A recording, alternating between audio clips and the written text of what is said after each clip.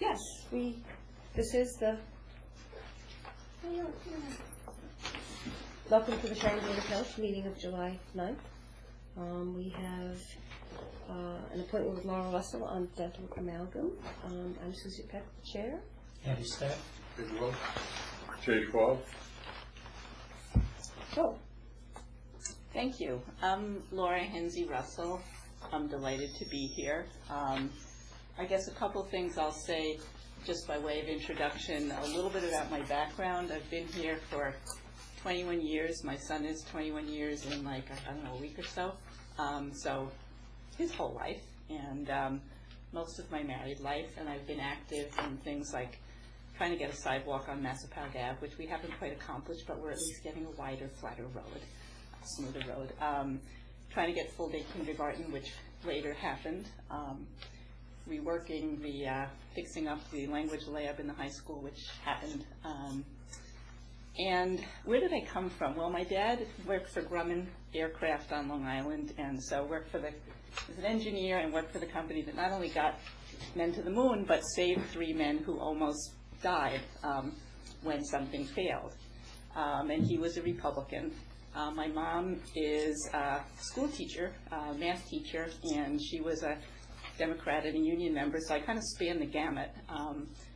And I guess I have a little bit of that tenacity. My mom was a math teacher. My dad, sister and brother all went to MIT. I was kind of the black sheep. I didn't go to MIT. But I do sort of have this thing about working the problem, and if there is a problem, being committed to fix the problem. And I'm pretty tenacious about that. So I've had a totally bizarre experience over the last year, and actually over the last couple decades as I go back in time. And I feel like I'm sort of like Alice in Wonderland, and I fell into a rabbit hole. And in that process, nothing made sense anymore. And the things I held that were true weren't true anymore, and the things that I thought were bunk turned out to be real, and I'm still kind of reverberating in all of that. But to cut to the chase, for a year between March 2011 and March 2012, I became quite ill, and it was very concerning, and nobody could figure it out, and I was getting third opinions from subspecialists in all the leading Boston hospitals. And then finally, in March 2012, kind of figured out what was going on, and rapidly became better, and not only resolved these very intense and concerning cascading problems I had acutely in that year, but started resolving chronic health problems I'd had for 2 decades. So my fibromyalgia of 20 years is gone. The Depatrin's contracture I developed was gone. The movement disorder I was getting disappeared. And all the horrible chronic problems, acute problems I was getting were going away too. So what happened? Well, finally, after nobody could figure this out, one of the doctors I was seeing heard a presentation at a conference in Florida where a gentleman who's actually a parasitologist from Arizona presented that he had been seeing and treating people, not treating, advising, for about 15 years, who the common denominator was they had some type of reactivity reaction to some type of dental material, and it varied very much by the individual. But then if you dealt with that issue, that their acute problems, and typically you wound up seeing him if you had acute skin and dermatological problems and could find nothing else. And so that's kind of how I bumbled upon him. And I thought, well, that's not me. I haven't had recent dental work, whatever. So, but I said, well, actually, I did have some that I'd forgotten about. And I decided to pursue it, and the internet gives us great access to great information at the speed of light and across great distances. And so I said I want to talk to people who you've worked with on these issues. And as I talked to half a dozen or so people around the country, it was very eerie. They sounded like me. They had similar problems, and they were now better. And so this was pretty exciting because I had given up hope for 6 months. and I was starting to have more and more things wrong with me, and lab markers going wrong, etc. So there was some confirmation that something was wrong, and nobody knew what. So anyways, it's been a very wild ride since then, and the upshot is through sort of very gradual oral detox protocols that have nothing to do with chelation or things that are sort of the more extreme and expensive standard of care. I've been improving. I've been diagnosed and treated for some hidden jaw and facial muscle infections. So the combination of being treated for deep infections and getting some of the detox going to some of the amalgam, which apparently was, I was biting heavily on my bicuspids. I had fillings that hadn't been replaced over time, one of them older, one of them newer.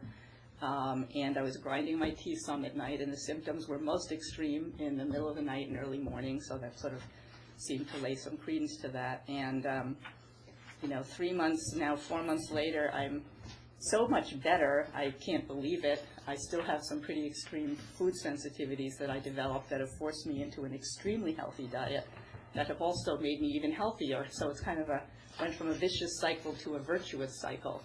And as I've looked into this issue more, there's new information, new technology. It's an area where I think more work can be done.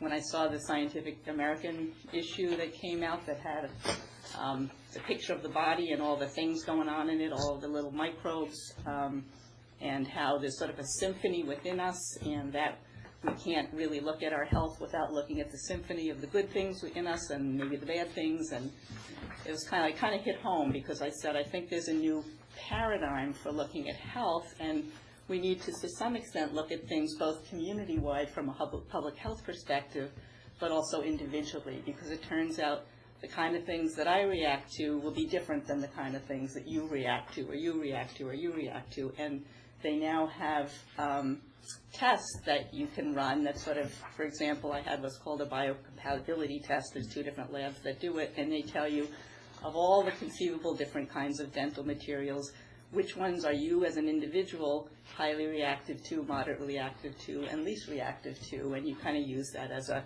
prescription to then see if you have some of the stuff you react to and your health isn't so great, maybe you work on addressing that. And I've met more and more people who've done this over the last 5-10 years. It never gets reported. There's no mandatory reporting. It's very unclear where you report to. So there's a broad community of people who've had some problems. It can vary by substance. Some cases it's mercury, some cases it's sealants, et cetera, et cetera. And if you address it in an individualized way, and if we can get the word out in a systemic community way, I think we can dramatically improve people's health. The hypothesis that I've developed, which I'm inviting people to help prove or disprove, in a sense, over the next year, is that perhaps 20% of chronic disease is due to some type of reactivity to mercury or other dental materials, and that perhaps we can lower healthcare costs by 20%. In my case, I filled 30 prescriptions last year. Now I'm on nothing. I had countless specialist consults last year. Now just a couple people I'm seeing.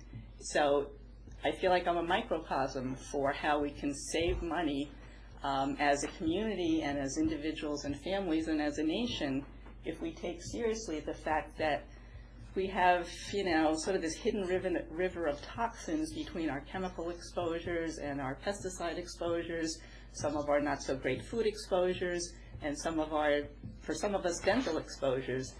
And, if we put half the effort that we put into protecting the environment, which I'm all for, into protecting the environment in ourselves, we could become a healthier town, a healthier state, a healthier nation.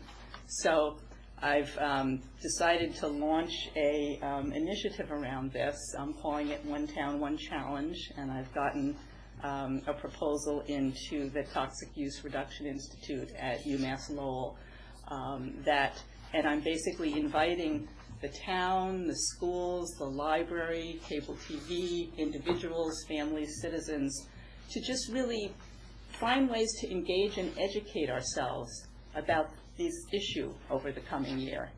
And there are, things that have been done in a couple other states. There are sort of educational posters, more oriented towards sort of protecting or educating dentists and dental staff, but I think we also need to do the same to educating the public, because some of us do react to these materials, and nobody knows it, and it's hard to figure out.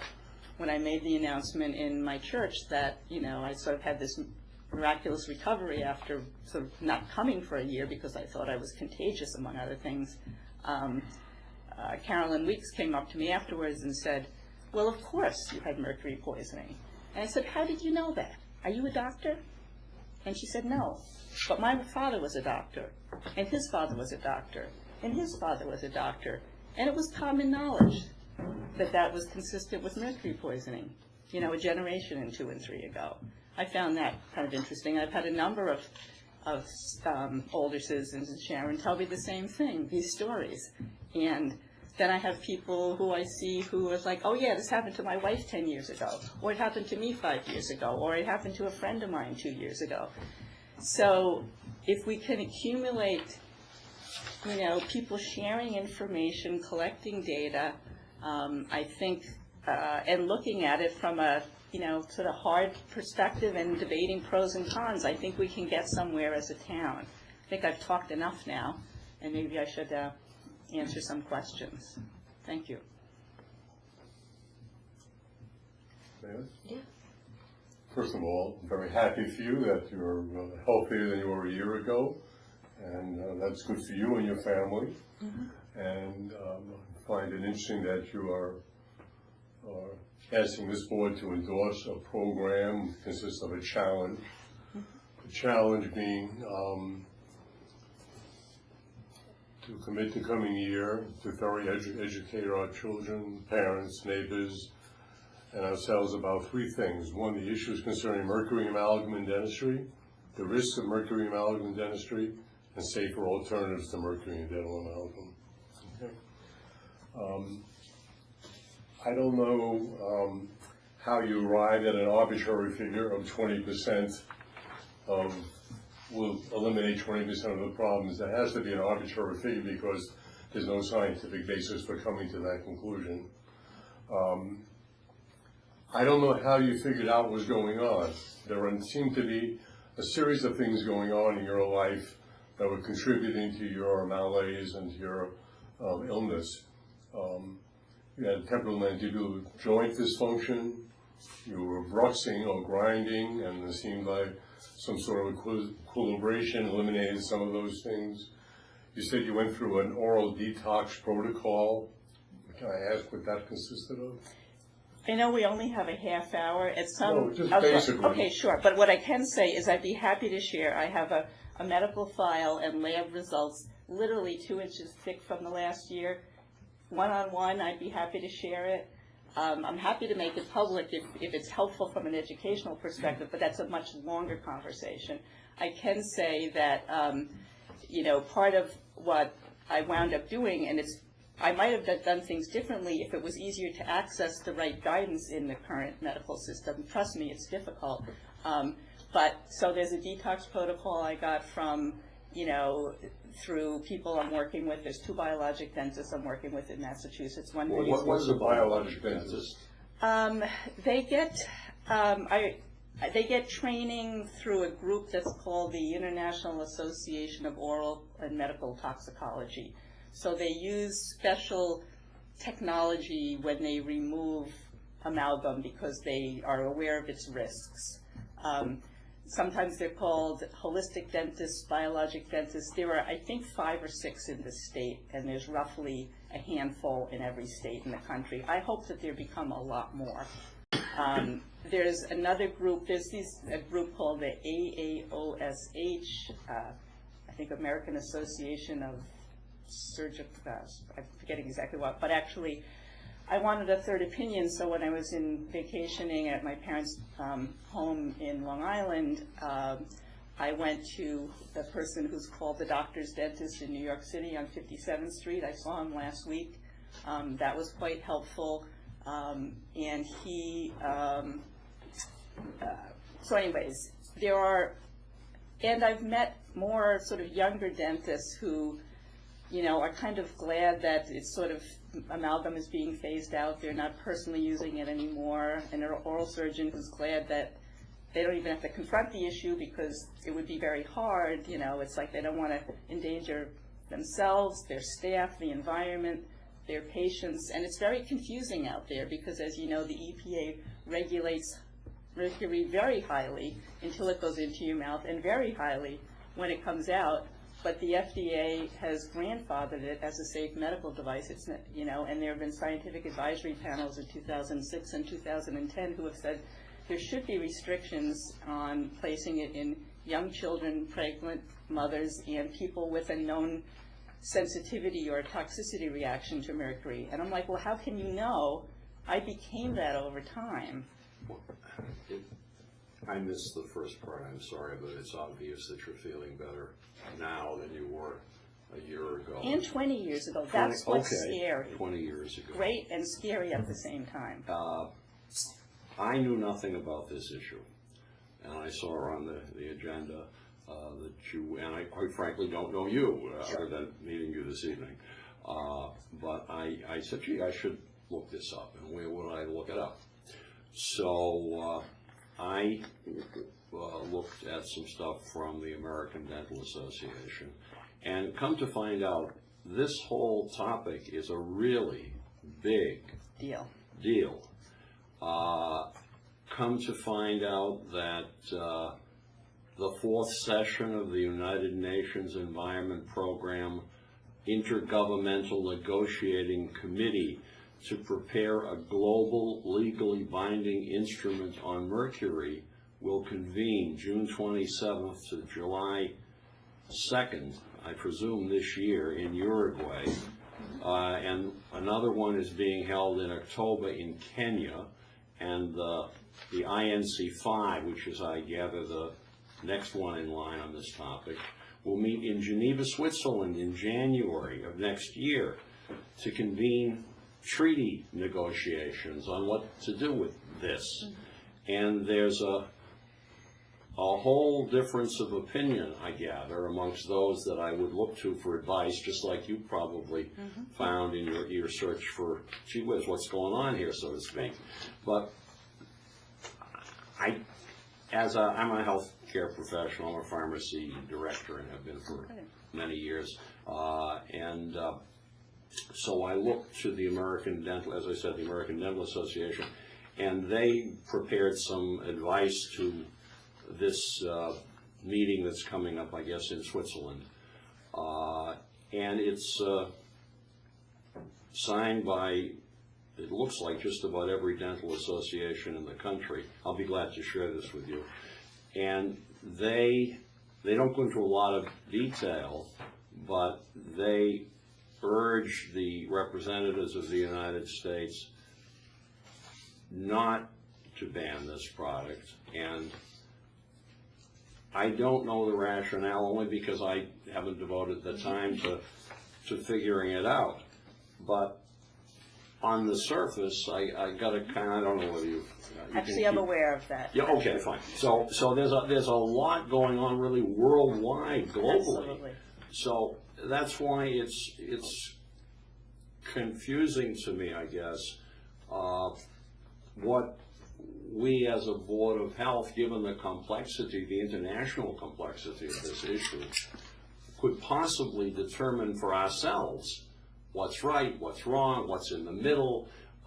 You've had your life has changed. It's, it could be anecdotal. You see these things happen from time to time. It could be attributable to mercury or to any number of things. And scientifically, I know you say you visited people that believe it's mercury, and I don't know that it is or isn't. Everyone's their own, has their own things going on within their body and their own specialists that they go and see.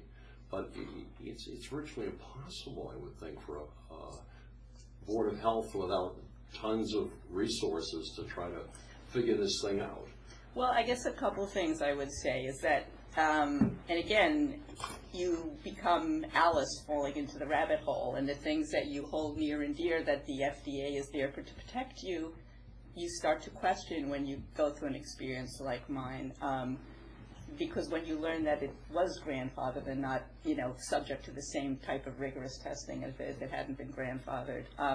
So that... Could you help me out with the grandfathering business? I can speak Yeah. to that. When the FDA began looking, or was formed to begin to look at all of the chemicals used either in food or in products that you can ingest or get on your skin, there were already then so many thousands of chemicals in use that they developed this thing called generally recognized as safe, GRAS. And most chemicals that have been in use for a long time were given this GRAS status. That's the grandfathering. So because of that, they were never tested. So, I don't know the list of them, but many, many, many substances that subsequently are learned to be hazardous were given this status. And one of the big debates within the toxicological community right now is, should you be spending more time looking at these, going back and looking at these generally recognized as safe substances, or should we be looking at the myriad new substances that are coming in? The new substances do get tested by companies. The old substances don't tend to. They're saying, again, this is from the ADA, but they speak to this on July 28, 2009, the Food and Drug Administration issued its final rule on encapsulated dental amalgam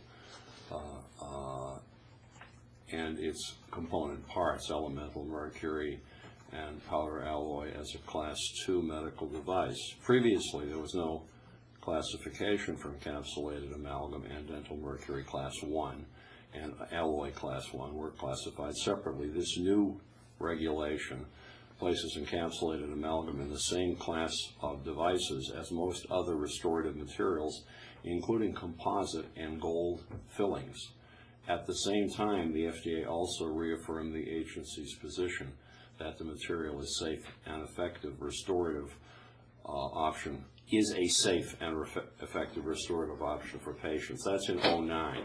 Is that what you say is the GRAS or whatever the No, the GRAS would have happened before? Right, yeah. So this is 2009. Can I just say one thing on that? 2010, they had another scientific advisory panel that recommended more restrictions. Oh, I'm sure. They also passed a thing which only went in effect in 2010, that there should not be abutting metals in a particular tooth or abutting teeth.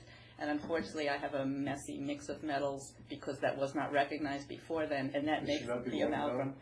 There should not be metals that abut in the same tooth or next to teeth. Different metals. Right. So I have mercury next to nickel, next to gold. That causes the amalgam to degrade. And Mercury is not a freestanding material. No, I know, it's part of the It's amalgam. involved with tin and Right. nickel, so it's combined with that. It's not next to it. Right. So- But if that's what I'm told and is now in the the regulations, the guidelines, the guidance documents, is that it should not be placed next to the other ones. And I guess just one thing I would say on that is, I think the way to get to the bottom of it is, family by family, community by community. Get people talking about it. Get people tested. Anyone who has health issues, chronic health issues, if you have a lot of fillings, and I can tell you that because my teeth, I don't know why, weren't that great. I've had amalgam in and out of all my molders 3 times. So and 2 bicuspids. I've had about 28 exposures in and out. That's a lot. And that if we get more people tested to see if they have. Tested for? I'm missing. Well, elevated mercury or other heavy metals. And who does that? Is that in blood? Yeah, you go to your doctor and you say, I have these health issues. There are lots of symptoms of mercury poisoning. It affects just about any system. It affects people wildly differently because it sort of goes after your weakest link, and so it's but it's like if you have a legitimate concern and you think it might be a concern, you can talk to your doctor and ask for testing. Now there are different levels of testing. So there's a blood test.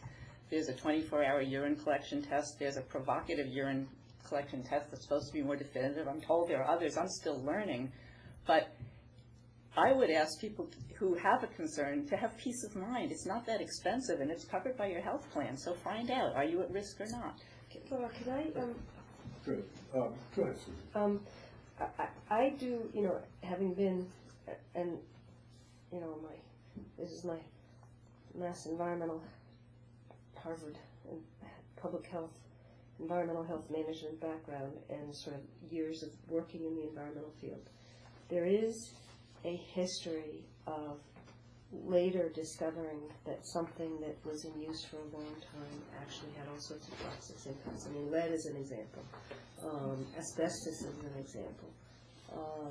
BPA in plastics is an example. So there is, just over the course of human history, lead in supposedly bringing down the Roman Empire because it was in the pipes and people getting plumbism. So, and mercury is a known toxic. So, with lots of health effects. So, I guess, but I tend to agree with what Dan was saying, in that,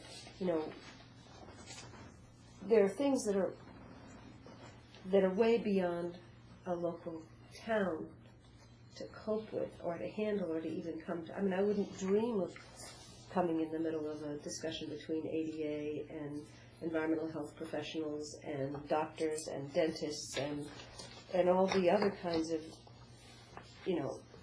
with every bad thing. I mean, even asbestos saved probably, even as many people as it's killed, it probably saved a whole lot of lives by preventing fires. So there's good and bad, and unfortunately, we live in a very risky society, and we don't know what those risks are, unfortunately. But all that rhetoric being said, my interest is in, we've been talking about the board moving more in this, is what are the kinds of health education things that are appropriate for us to be doing? And I guess I'm asking the expert on the board in this matter, and Laura, is, what? I'd just like to ask you a couple of questions. You provided us with a series of pieces of literature, one from the Consumers for Dental Choice.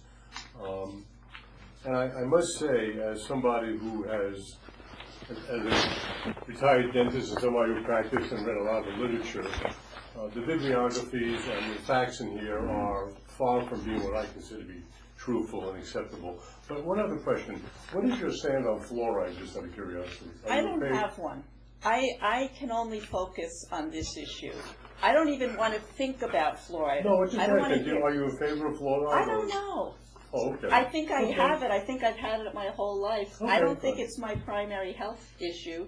It Okay, may be fine. for some. No, I don't reason- even want to talk about it. Okay, fine.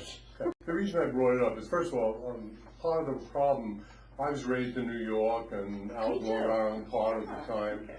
and I know that the prevalence, the prominent number of decayed areas and people that resulted in amalgam restorations and people growing up in the greater metropolitan New York was a result of a lack of fluoride. So I'm saying it was nothing in your background, it was very widespread in that area. I also must say, as a pediatric dentist, the use of amalgam has gone down considerably.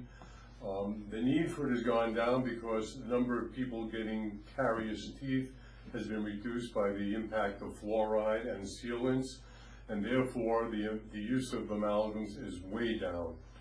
That's one reason it's down. The second reason it's down is that white filling materials, composites, even though they don't last as long and not as durable, in many cases are more cosmetic, and this is a world that is really well defined by having more cosmetic situations. I also know for a fact, based on my own practice, that a lot of safeguards have been put into place to protect number one, the water supplies and the dental team from being exposed to mercury that's being removed. So it's, number one, is decreased use, number two, more safeguards, and so on and so forth. I'm not familiar with the type of dentists you refer to that are, call them Biologic. I'm not familiar with those. I did get off of the computer, and I'm not a computer savvy person. However, there is a statement on dental amalgam put out by the American Dental Association. And that statement also includes statements from the American Medical Association, from the Federal Drug Administration, from an article that was in the New England Journal of Medicine, which is a very respected thing. These are all scientific groups or organizations that have scientific extensions to them that don't want the masses to be exposed. There's no vested interest in the American Dental Association, Medical Association, and a lot of the literature to endorse the continued use of amalgam. It doesn't do anything for the association. So if in fact they scientifically prove that it was unacceptable and unhealthy, they could easily put a ban into effect right away and just discontinue the use of amalgam.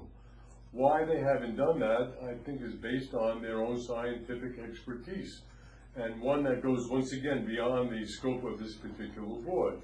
So, from my perspective, I think grassroots movements sometimes work very well, and maybe you will get a group of people that will listen to you and will start a movement that might even push the ADA into different venues in different areas. I just don't think that we as a Board of Health can act in any manner that will expedite it, and I myself would not endorse that program because I think the ADA and the associated organizations are doing what they have to deal with this problem. Can I just say one wait, thing? actually, the one thing I was wondering, because I also, because of this sort of history of toxics and products and whatever, there is always this pattern of people beginning to see a problem because of the collection of data and then the preponderance of the evidence, and so things that we didn't think were a problem are recognized one, or as the population gets healthier, things that weren't a problem comparatively become a problem now.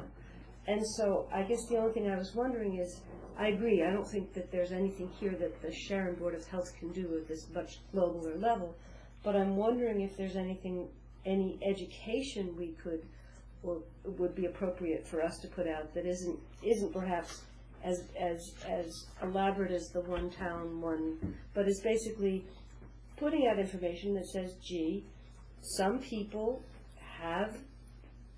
are maybe oversensitive to mercury, and it may be related to fillings or grinding their teeth, and that you might want to consider getting tested if you're experiencing these symptoms. Or would that, do you think, be, I mean, one is that's good information to get people tested, but the other is you could also say that that is raising unnecessary fears in people, and I don't know. I'm just wondering if there's anything that would be appropriate, just in a sort of, gee, here's this thing that's begun to pop up, you might want to think about it. We have no scientific basis for raising discussion about this one way or the other. It's an international problem. We're not international in scope. I don't think it's within our bailiwick to get involved. I guess a couple things. One, I would like to share scientific information I found since I sent that information to you. That was early on. I have, there was a study just published in Scandinavia, July 2nd, I just got today. There was studies that were done for the FDA 2010 panel that I've just got. I'd like to circulate them. Two, part of the problem is the way our dental insurance system works is it relies on what the ADA and the FDA says, so that while I'm finally getting better and I've spent a fortune beyond our flexible spending account, and the dental work, Delta Dental will not cover because it's not in my smile area. They will only cover the alternatives to amalgam in my 6 front teeth. Really? Well, So excuse me, can I just finish? So I'm being asked, because they will not recognize that this is a health issue for people who are sensitive or have a toxicity reaction to it. I am being we've paid premiums for decades.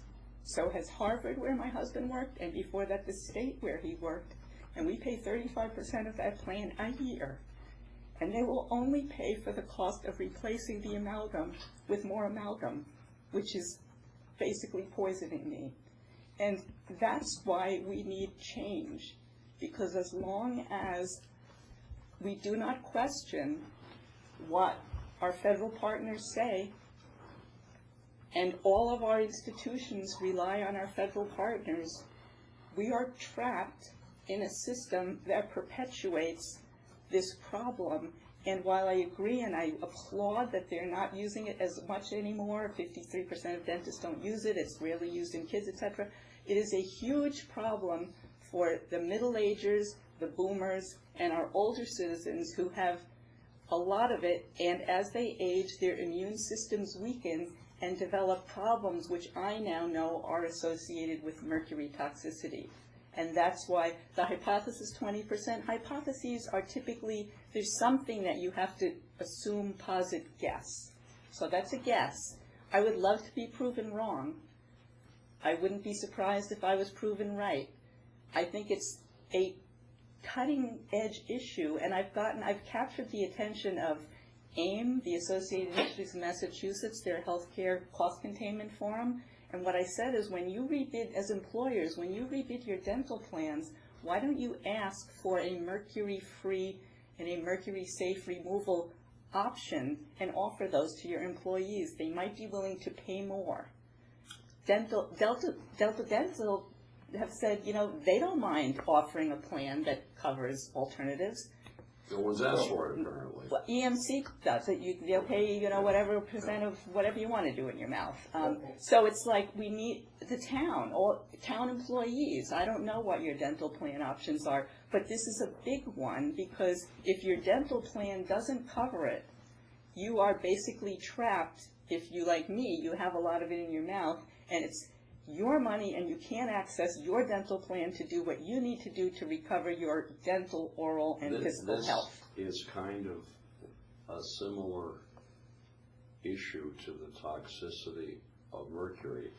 I disagree with some of the coverage in my medical plan or pharmacy plan or drug plan, and I don't think there's anybody that's particularly happy with their plan as it's given to them. But again, it's not, the resolution of insurance issues is beyond the scope of the Board of Health. But I'm curious, you said 53% of dentists no longer use amalgam? That's what I've read. Is that a sense that there are fewer and fewer? I would venture to say that majority of dentists are not using amalgam as often as they used to. As often. And why would one choose to use amalgam as opposed to something else? There are certain areas where, from the standpoint of durability and where it's placed, that would function much better. So there are legitimate reasons for it. But going back to your concerns from an insurance standpoint, very few insurance policies do not allow composite restorations anymore. Those that do not allow a special fee for composites, which is generally higher than the amalgam fee, generally they don't allow it. They will allow a dentist to place a composite restoration, but he'll only be paid at the amalgam rate. Right, exactly. It doesn't mean that he cannot do composites and that you're restricted to having amalgams only, just to clarify that point. And I see there was something in one of your notes about the Mass Dental Society. What if you went to your doctor and they said, we can only put in a stent that's going to kill you? I don't know that they put in a stent. But, let me just, sorry. I don't think it's the same type of, I don't think that's a good comparison, a good word I'm looking for, is whatever. You wrote somewhere in here that the Mass Dental Society, Mass Health, will not allow for composite restorations in children. And I work directly in a clinic that does only Mass Health children, and we bill for composite restorations all the time. There was also a statement in one of your things about The majority of cases of side effects of dental filling materials is linked to dental amalgam. I don't know how widespread that is.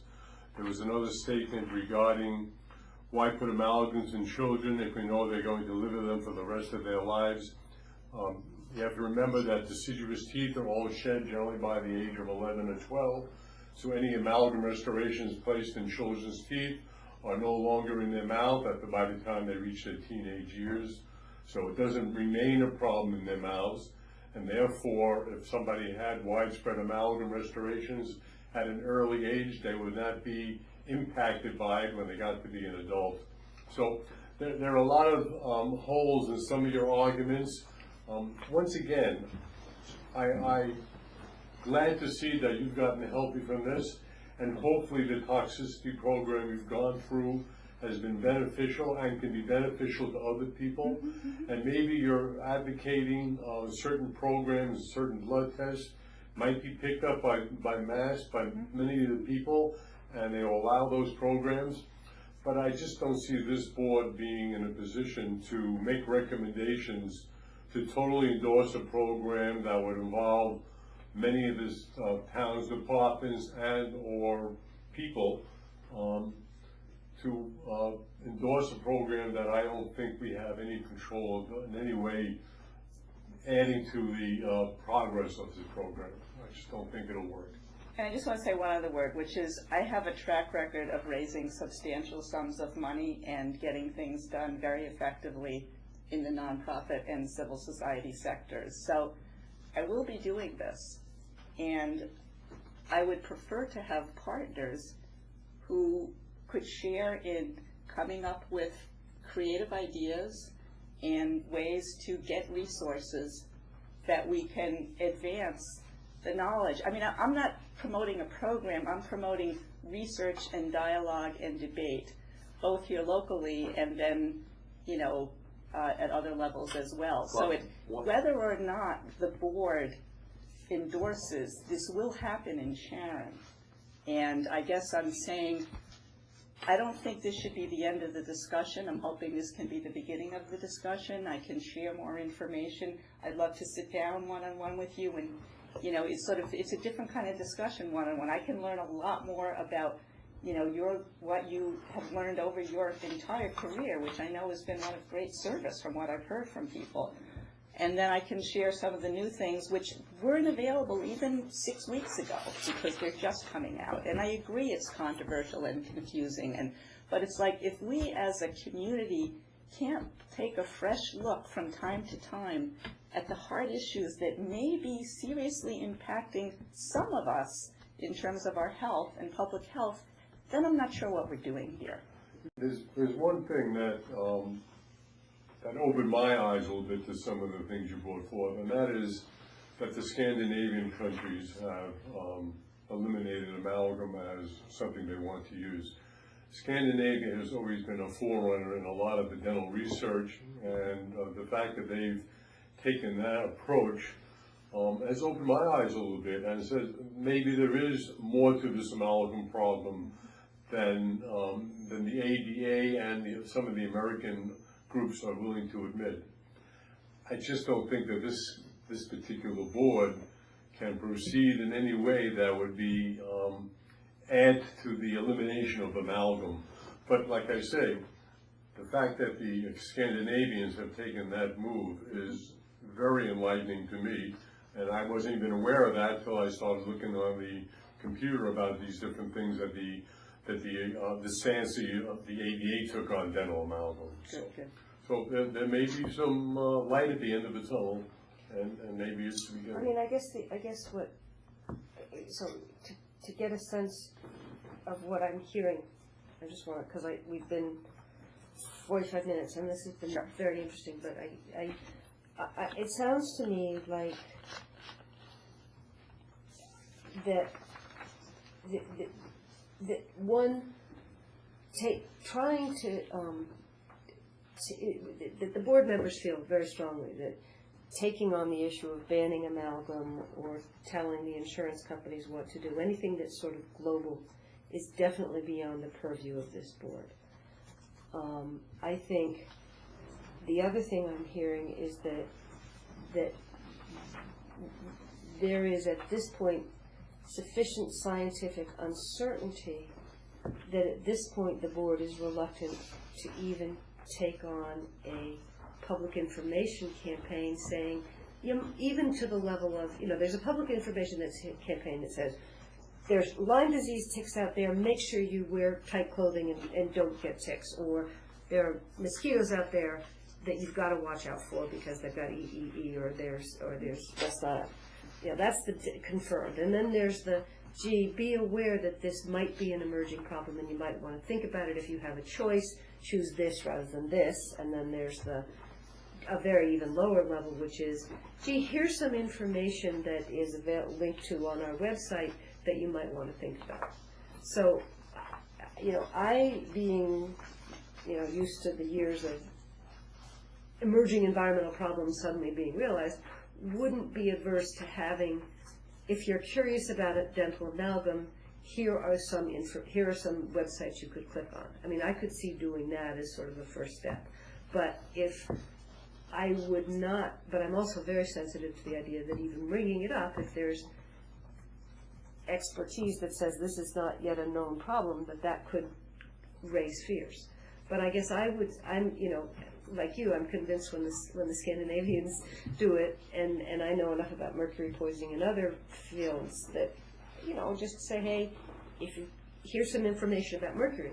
But I would never ever dream of overstepping the expertise of the dental expert on our board. So if you're not comfortable with even putting links to information, then I wouldn't push it. I wouldn't think if somebody was looking for information on that they would go to the local Board of Health first. There's so many other resources available online. It sounds like your initiative has some momentum behind it too, which is a great source of education. I just don't think at this point that the Board of Health would be the I just say resource. one thing though, it was almost impossible to find out where to report problems, and so now it's 4 months after I've started the recovery process. When one, I'm healthy enough to do it. 2, I've figured it out, and it's been like pulling teeth out of the Mass Department of Public Health and doctors and dentists and the FDA websites.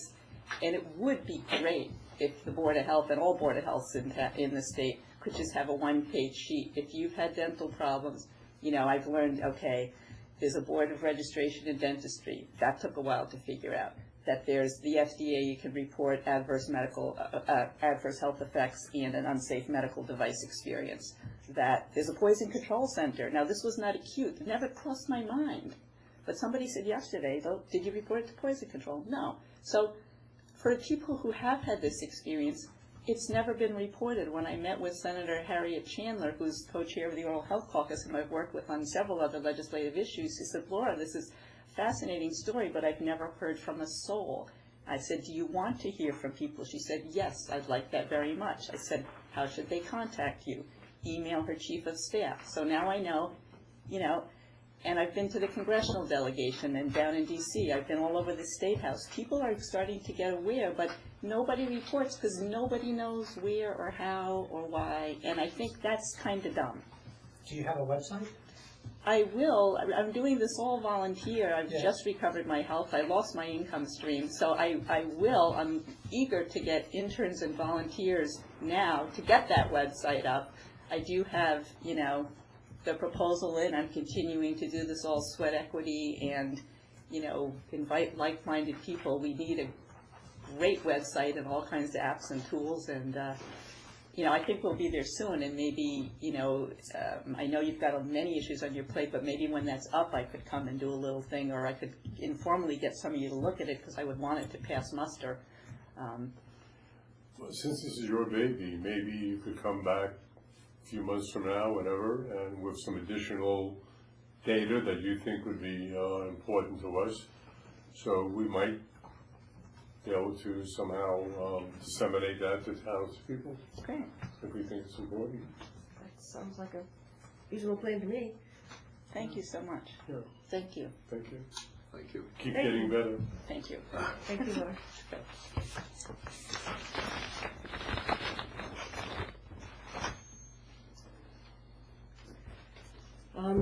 The minutes of the meeting of June 25th, we held off for you. Thank you. Thanks, Laura. Continued good health. Thank you.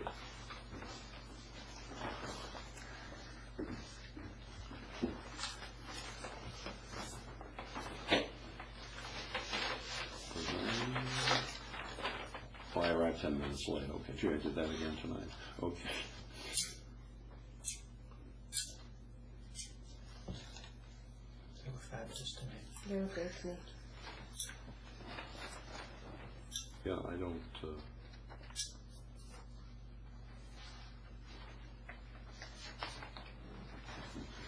Get a motion to approve. I'll make a motion to approve the minutes of June 25th as presented. Second. All in favor? I, Aye. Meeting dates. Linda nicely provided us with a, was this stuff available for pickup before? I mean, I tried to pick this material up over the weekend. My schedule was so erratic. I tried to get it out on Friday, and I Okay. had another. I just didn't have the time. Okay. you're working about 12 hours a week. No, last week I did 20, but Right, it's okay. I've got other commitments, so it's not. Right. I'm there. I'm gone. I'm there. I'm gone. We need a person, a full-time. I mean, you're doing a wonderful job filling in. So not having the minutes, the dates, the proposed dates to coordinate with my schedule and still being one that carries around a book as opposed to a computer. But realistically speaking, it's if I. Yeah. We have a little bit of time on this too. It's not till September. Yeah. Right. Yeah, so perhaps we can take this with us and at the next meeting try to wrap this up. If we can. You also your schedule's quite light. You have another meeting scheduled for July 23rd. I don't have any appointments. Maybe we should not. Maybe we won't. I won't be here the 23rd. I'm out. Sorry, I was. The 23rd. There's nothing on the agenda for the 23rd. So we're doing the 16th and 17th. We are doing the 16th and 17th, yes. Which is Monday and Tuesday. Yes, we are doing those. Those are executive committee. Those are yes. executive sessions, yes. So we're not doing anything the 23rd, great. The only thing is, No meeting the 23rd. If we need you don't to, have to rush to have a final. yeah, if we'll have the final But selection. that would be, would you be doing that, or does that come from the selectmen? You're allowed to. We hire this person on our own, I believe, Yes. Okay, then the final interviews need to be in public. Right. But if you're not here the 23rd, Oh, we can't yeah. do that for you anyway. And we will, and you may be out of commission. The 23rd of this month, I'd probably be around. But we can wrap this up maybe in 5 minutes as we get together prior to our meeting of the 17th or 18th, if that's the That's true. concern. 16th. Whatever. 16th and 16th and If you come out 17th. the 18th, you won't find. Okay. Or you won't, Yeah. I mean, you still have Ti- time on that. I just wanted it early to make sure Okay. that the rooms booked. I'm just also throwing out there that your schedule's very light right now, and maybe we don't need the meeting on the 23rd. Yeah. but if you have to appoint, if you need. We have to have a time when we may have to We need find. to have a full board to do do that final. It would be best, certainly. I would think. You Yeah. can schedule for another date then. Yeah. Whatever works for you. Tuesday and Wednesday. Yeah. So I guess Well, Tuesdays are bad for you. I guess we'll go through the next two executive sessions and then we'll have a better sense of when we want to schedule a public meeting. Yeah, and then, but in the meantime, then let's cancel the meeting on the 23rd. Because we have no agenda, you won't be here, you can't use it for for doing the final interview. Well, I will be here if I have to. I just like the idea of having to come back from Maine early in the day. But Do you want to keep it for another week to see if there's anything else that comes up? Yeah, I could keep Okay. it, I'm not, Okay. I'm gonna be down, they're gonna be gone on So the keep the 28th. Keep it for another week or so, and then if nothing comes up, we can. Well, my question is that if you're interviewing on the 16th and 17th, you're going to be ready theoretically to hire the following week. I would suggest instead of the 23rd, where Ed can't make it and he's now coming back from. no, I'll be Schedule there. it that's and right. see Do how- it, okay. do it that. Yeah. I would do it Okay. a day that week. It doesn't Yeah. necessarily have to be on Monday. Because I'm gonna be away the following week. So Oh, yeah, so we'll have to do something that week. then, Okay. yeah, just pick a different day. But do we want to pick it now? Is there, I mean, I'm free any day that week. If we want to be I'm not sure here that week. to have a meeting that we can all attend, I suggest we may want to talk about it 5 minutes before our executive committee meeting, and we'll all bring our calendars with us and know about it. Yeah, and then maybe we wait till we. Bring my computer and my Okay. And we'll wait, email sheet. and maybe we should wait until we iPod, got it, Yeah, done it. Okay, so we will hold off on everything until our executive session of next week. Okay, Officially, you have to call it. yes, we are now moving into executive session to deal with personnel matters. And then we will adjourn following that. I would like to take a roll call to see who is willing to move into executive session. yes. Yes. Yes? yes. Yes. The ayes have it.